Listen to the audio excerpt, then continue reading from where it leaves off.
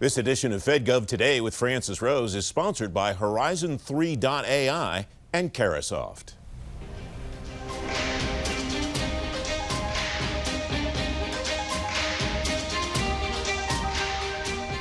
On this edition of FedGov Today with Francis Rose, the Marine Corps' cognitive radar takes warfighting to the next level. The prime AI questions for national defense and Central Command's bid to push innovation to the edge. Welcome to FedGov Today with Francis Rose. The Marine Corps' Special Operations Command is driving an initiative called Cognitive Radar. That radar will have a long list of skills and traits. Major General Matt Trollinger, U.S. Marine Corps, is commander of Marine Forces Special Operations Command. At SOF Week 2023 in Tampa this week, I asked him about his command's mission and how his command will develop cognitive radars. So, Marine Special Operations Command, our platform is our people and our Marine radar. And so we work very deliberately to produce the special operator that makes a difference on the battlefield today or in the competitive space today, but then is also prepared to operate in the future operating environment, which we know to be evolving and growing to be more complex and potentially, in our future against a peer adversary. And so we work very hard to generate that special operator that can bring capability to bear today to make a difference, ideally to prevent anything from happening, but then, if we have to, we want to be able to perform in the manner that is required in conflict. And so we're nested very closely with the Marine Corps and what General Berger's doing with Forces 9 2030, and we're running in parallel with that in terms of what it is we want to be able to provide, because we know we're going to have a close working relationship with the Marine Corps in this future operating environment. Part of the SOF community, but we also are going to be operating in the same areas that we know the Marine Corps is going to be operating. And so we want to maintain a close relationship in terms of capability development, our ability to operate together, et cetera. So I think we're running pretty well in parallel, and got some good momentum, and again, following along with what the Marine Corps is doing specifically. To your point about the operating environment evolving, is there a way to anticipate or predict how it may evolve, or a couple of ways that it may evolve, so that you can think and strategize about how you want to prepare that special operator for whatever the landscape might look like in 2025 or 2030 or beyond? Well, absolutely. I think by evolve, it's going to require us to have capabilities that we previously maybe didn't put a lot of investment into, and that's just because it's so dynamic. Some of the technology that it's able to be brought to bear today, and certainly in the future, is just going to, it's going to produce results that are going to be significant, and so. We have to be able to use those technologies to produce our own results, but we also have to be able to counter it. We have to be prepared for what the adversary could bring to bear, and counter it to our benefit, to support the joint warfighter in that environment where, there's going to be a lot of considerations that we're going to need to ensure we work through to be successful. It's interesting to me that you mentioned people first. I'm not surprised. It's a common thread among people that I talk to in the community, but I don't see much at this show about people. What do you need from your people? What kinds of people do you need to continue to develop that special operator of the future? Yeah, we need an individual that can operate as an individual, but also can be a part of a team. And we need an individual that is willing to do the hard things, to be challenged and be tested, has grit, determination. We look for, specifically, we have 10 different attributes that we really take a hard look at. And over time, we've come to glean and understand that those 10 attributes are really helpful in determining, one, how successful an individual will be in pursuing a special operations career in the Marine Corps, but then also it's going to contribute significantly to what it is we provide in the deployed environments on the battlefield. So, but we're looking for individual character, a lot of character. We can train them. Some of the attributes, perhaps, we can train help them grow in those areas. But they've got to have a good foundational character base, and but we can work with some of the others. I note that a panel that you spoke at here is titled "Attracting and Selecting Key Talent." A lot of times that talks about, those panels talk about retaining the people that you want. Selecting was an interesting word to me because it implies you don't take everybody that comes in the door. Don't take everybody. We don't take everybody because some may want to do it, but they frankly just don't have what it takes to be a part of the team. While we're grateful for everybody who may want to pursue it, not everybody can. And we do have a very deliberate selection process. Love to give everybody the opportunity to pursue this path, but it isn't for everybody, and we need unique special skills, attributes that I talked about that we know are going to enable us to be successful. So we're looking very hard at that and who it is we select, because the consequences are significant, on that future battlefield or in the competitive space now. The ramifications of slip-ups can be dire, have strategic impact clearly. So that's all got to be considered in who it is we're selecting, and then investing an incredible amount of resources into their training. On the MARSOC website, there's a statement that one of your goals is achieving silent success and strategic impact. How does that inform the way that you go about advocating for what you need, the kind of people that you want, the kind of equipment that you want, and so on? Yeah, well, I think that speaks to, no kidding, who it is we're looking for. We're looking for somebody who can get the job done, doesn't need a lot of accolades, doesn't need to tell a lot of people about that, but they'll get it done. And so we strive to generate a culture. We refer to it as quiet professionals. I mean, we're dependable, we're reliable, but we're willing to fly under the radar. We don't need a lot of people congratulating us for all the great work that we're doing. We're comfortable knowing that we're making a difference. Again, to protect all those things that we hold dear in this nation, but it's a unique individual. It's somebody that's got to be okay with not a lot of folks maybe knowing about it. Does that make your advocacy job more difficult, easier, neutral?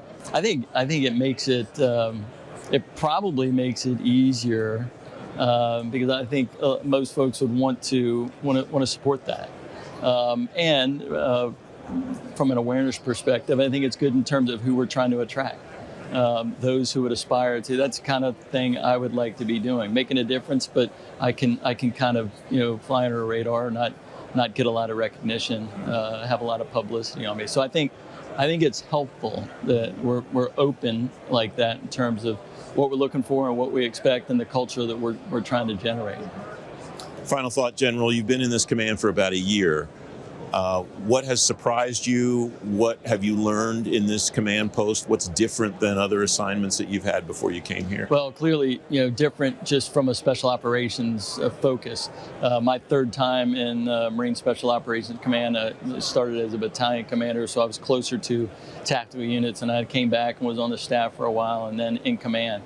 What an incredible opportunity to be in command of MARSOC. And I wouldn't say surprised, just very pleased to see how much the organization has evolved and the difference they're making day in and day out. MARSOC, Marine Special Operations, has really grown to bring an incredible capability to bear to the SOF enterprise and the U.S. Special Operations Command. The people are a huge part of it. When I've come back each time, see some of the same faces who, in a lot of cases, have never left. And they continue to give and contribute to the organization's success, and that's a tremendously warm feeling I get out of seeing those faces and knowing that they're still contributing. They want to see us do well. So not a surprise, just really good feeling to see all those, and some of them have taken off the uniform and continuing to work in support of us wearing civilian clothes now because they've retired a few years, but still want to be involved and have a lot to bring to the effort. So that's not a surprise again, but really pleasant to see all those who are pouring heart and soul into ensuring that we're able to bring something to the enterprise, again, in support of our national security objectives. General, thanks very much for joining me. It's great to have you here. Thank you very much for having me. You can read more about Marine Forces Special Operations Command at fedgovtoday.com. Coming next, the big questions ahead for AI in national defense and some potential answers. FedGov Today with Francis Rose continues in a moment. If you want insights from agency and industry leaders on the latest topics in technology, management, workforce, defense, and acquisition, sign up for the FedGov Today podcast with me, Francis Rose. I release new episodes every Tuesday and Thursday, so you'll stay up to date on the issues that matter most to federal government leaders. Listen at fedgovtoday.com and everywhere you get your shows. Don't miss out on the conversation. Follow the podcast today. Welcome back. The Defense Department will develop its artificial intelligence technology through a framework it lays out in its responsible AI strategy. The department says it expects AI will change the way it fights wars. At SOF Week 2023, I asked co-founder and CEO of Horizon3.ai, Snehal Antani, what kinds of questions the national defense community is asking about AI. I think there are kind of two aspects or two themes of AI questions. The first is, how do we leverage AI to improve understanding and accelerate decision making, which is very much what we had pioneered within the special operations community over the last few years, and we're first movers in many ways for the rest of the department. The second side, though, is how does AI drive mission capability? And the biggest area I see is the use of AI for offensive cyber operations. We at Horizon 3, we pioneered the use of AI to execute penetration tests. So basically pen testing to identify your security weaknesses.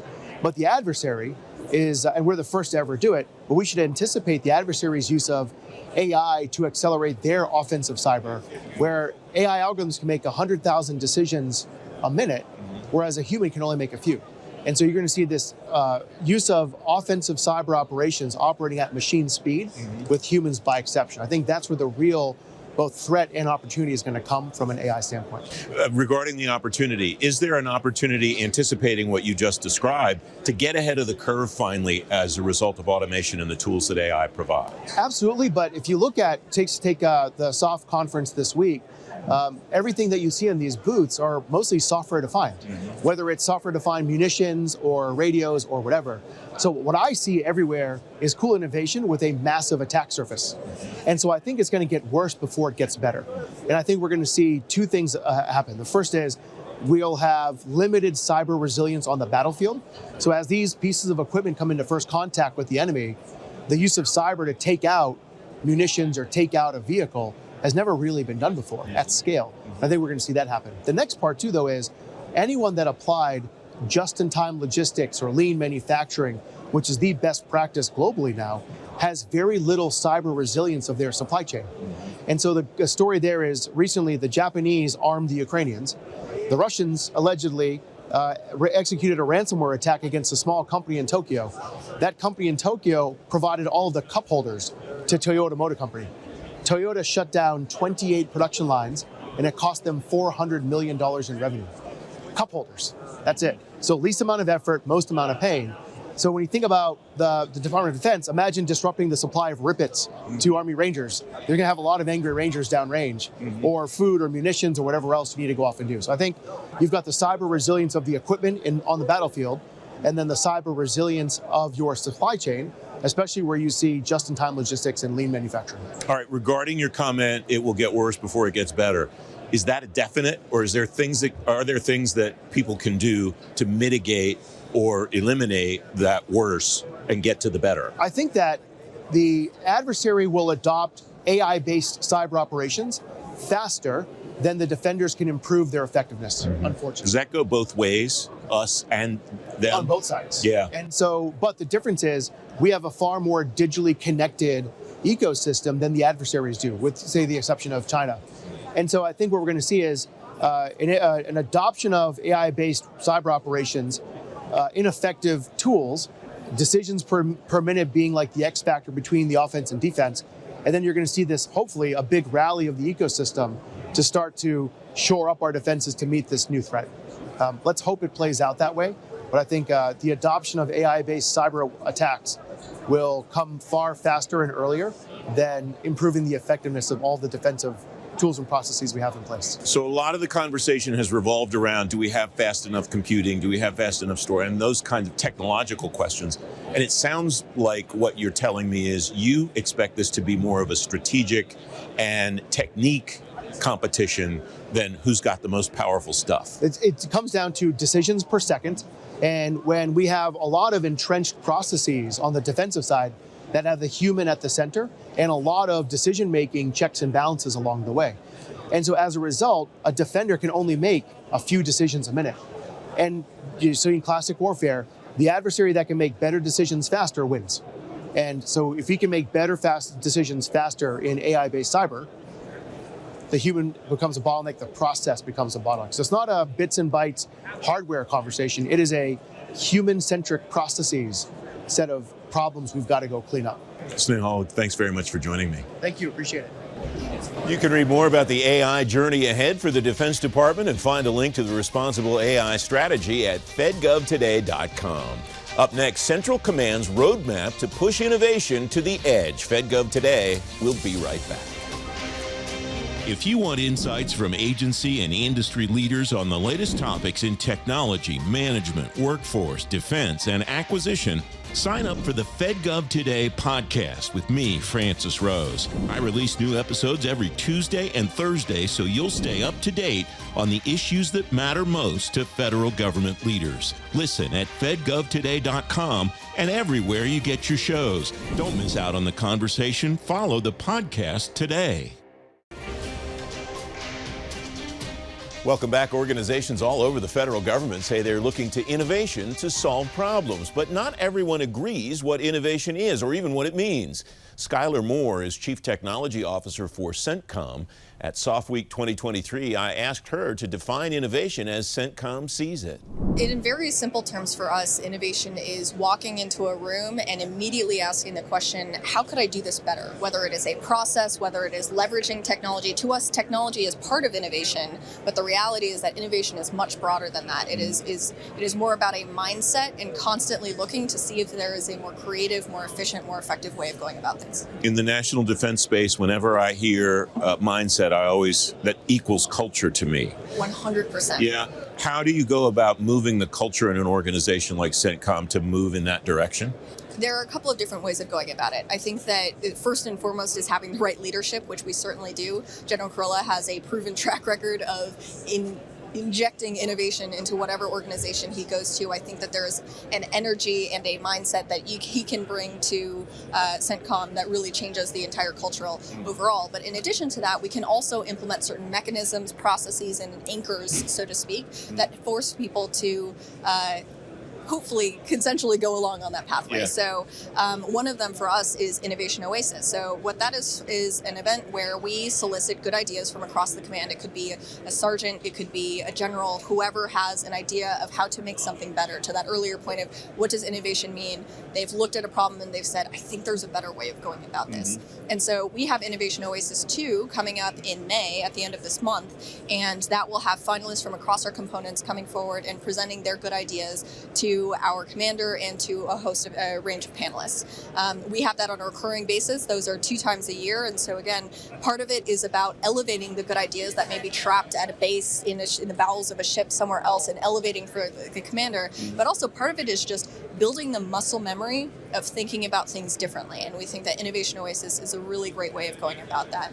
In addition to that, we've got sprints going on. So we have monthly recurring capability sprints that are sometimes software-centric, sometimes hardware-centric. But the idea is to change the way that the organization thinks about the timeframes in which we can update our capability. Because sometimes in the department we think on slightly longer timeframes, but here at the command we are really emphasizing to folks that we can give you a better product, we can give you a better way of doing something in the span of weeks, not 5 years, not 10 years, but weeks. And we are a command that has an abundance of right now problems that need solutions right now, and so to the extent that we can enable that, we would like to.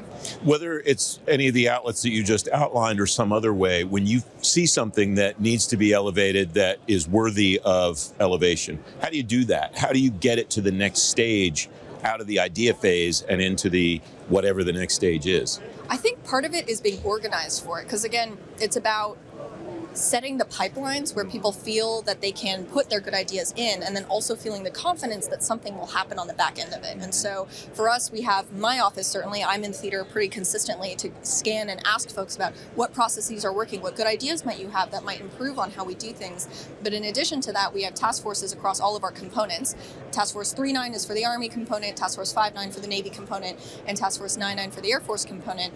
And their full-time jobs are thinking about new and innovative ways about getting after the problems that we have in theater. And so by shifting our organizational structure to essentially create those pipelines and create those entities where people who are interested in taking new approaches can raise their hand and fall in line with them, or at least feed into that pipeline, we think will sustain innovation in the longer term. I want to go back to that idea, how can we do this better? Does that concept make it easier or harder? And does the idea that it's not just technology make it easier or harder to get people to wrap their heads around the idea of what works or what could potentially work? I think the harder part is getting folks to focus on one piece and understanding what the prioritization. And after you've asked that first question, prioritizing what you're going to get after first becomes a really substantive issue, because you can imagine a world where everybody is, okay, we've changed the culture, everybody's walking into a room and saying, how do I fix this? But then suddenly you have all of these tiny fires, none of which are getting enough attention to build into something more substantive. And so for the command, we've been able to focus our efforts more around the particular exercises. As a combatant command, one of our great benefits is that we have these recurring exercises both by ourselves and also with our partners in theater. And so by using those events to signal to everyone what the priorities for the command are, we can then help organize folks a little bit and say, when you're walking into a room, think about this particular problem set and if there's something you can do. One of the challenges that you alluded to a few moments ago is the speed challenge inside the department. It's also a silo challenge that people talk about a lot. What's the innovation community look like in your view in DoD? And how are you plugged into that in order to make sure that something that works for you isn't limited only to CENTCOM? We're really fortunate to have fantastic partners across the department.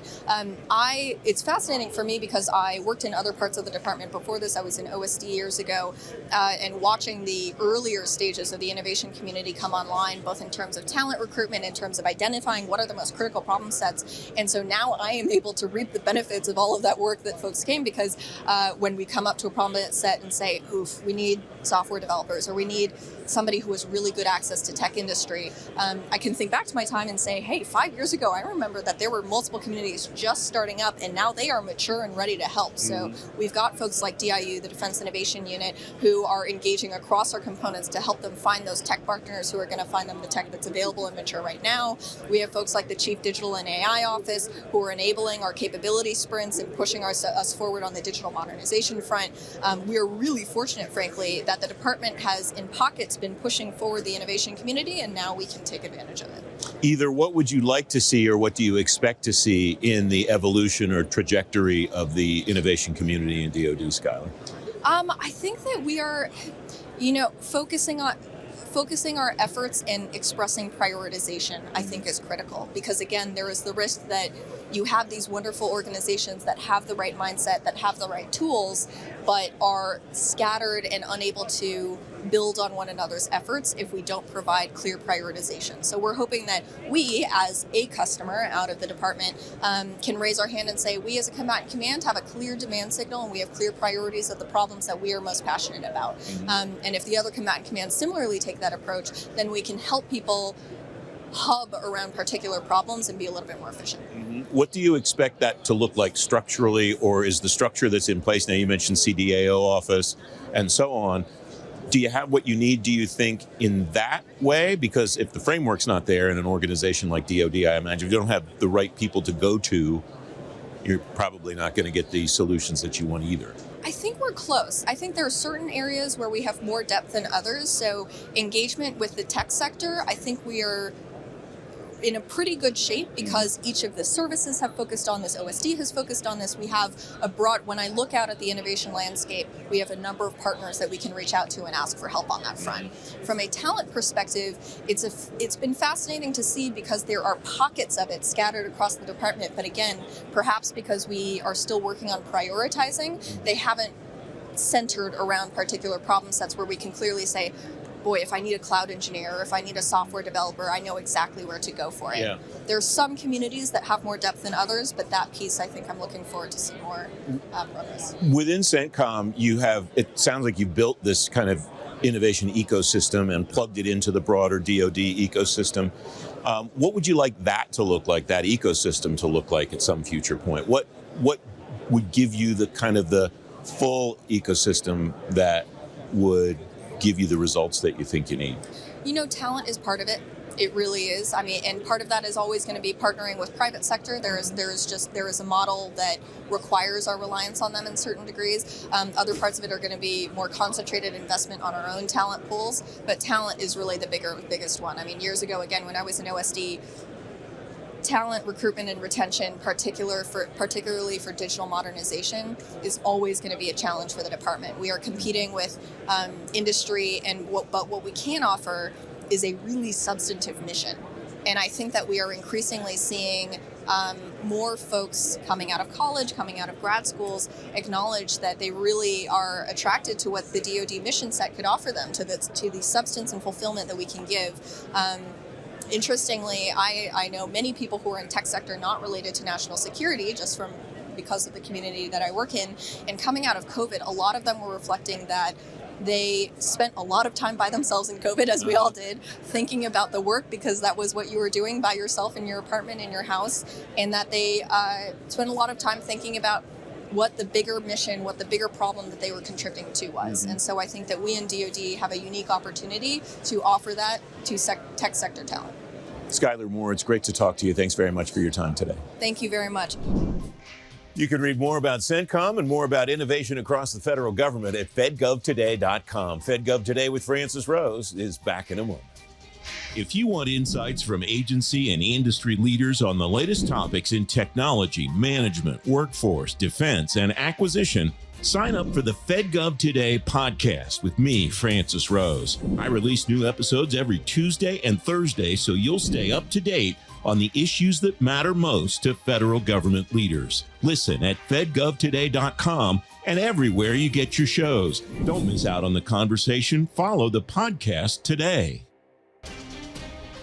In this week's Event Spotlight, ACT-IAC will present the Health Innovation Summit June 8th in Reston. Speakers include the Chief Information Officer at HHS, Carl Mathias, Dr. Carolyn Clancy of the Department of Veterans Affairs, and many more leaders from across the government health IT community. You can read more about the event and find a link to register at fedgovtoday.com/events. FedGov Today returns next Sunday morning at 10:30 with Danielle Metz, the Director of Information Management and Technology in the Office of the Secretary of Defense. I hope you'll join me then. I'm Francis Rose. Thanks for watching. Have a great week.